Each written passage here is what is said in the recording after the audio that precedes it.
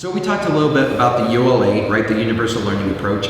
So when you're doing Brazilian Jiu-Jitsu and you're in a closed guard and you break the guard and get in side control, you've done good Brazilian Jiu-Jitsu, right? I don't even know if I should say good, but you've done Brazilian Jiu-Jitsu successfully, right? And we're gonna break things down step by step for you, but just remember, if you're going against somebody, you break their guard and you get in side control, you did good, right? You got the side control, you advance your position, you're doing jiu-jitsu.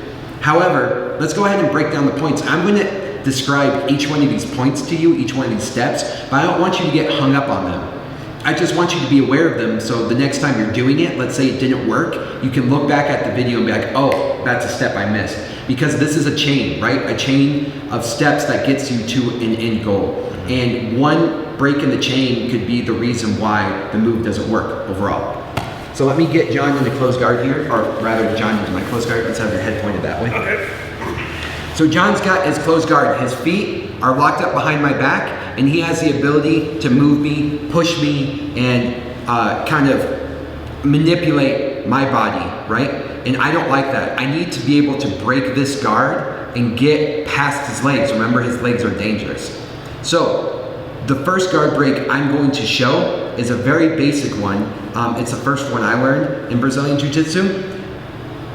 And let me preface it by saying, let's go ahead and focus on hips and legs before arms. So let me go ahead and go over that just real quick. When we're in these positions, for some reason, we like to focus on their hands, and that kind of makes sense because if he were striking us, I wouldn't want him to hit me, right? So I would be trying to control his hands from hitting me.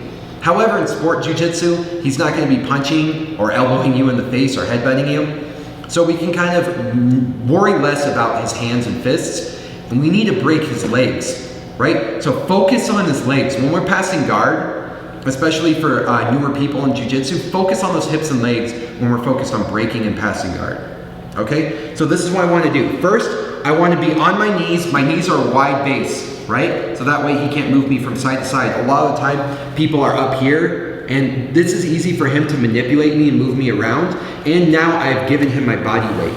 I need to be sitting on my feet, right? Not necessarily on my feet, but I can't have my feet outside of my knee line. Okay, I need them underneath my hips.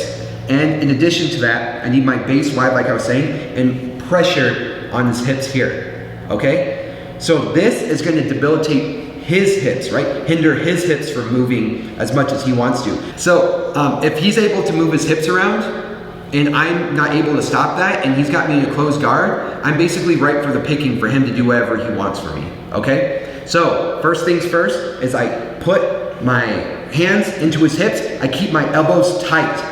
If I have my elbows wide here, he's basically gonna have everything he wants to do still. So I take his hips away by keeping my elbows inside of his legs, and I'm pushing on his hips right here. Now, a lot of white belts, they like to dig their elbows into the thigh here. Let's be respectful to our opponents and apply pressure here, right? If you're in a tournament or something in the street, go ahead and be a little bit nastier, but to our training partners, let's not do that. Let's focus on elbows in, heels of our palm in the hips, and we're stopping his hips from moving while still keeping a good posture.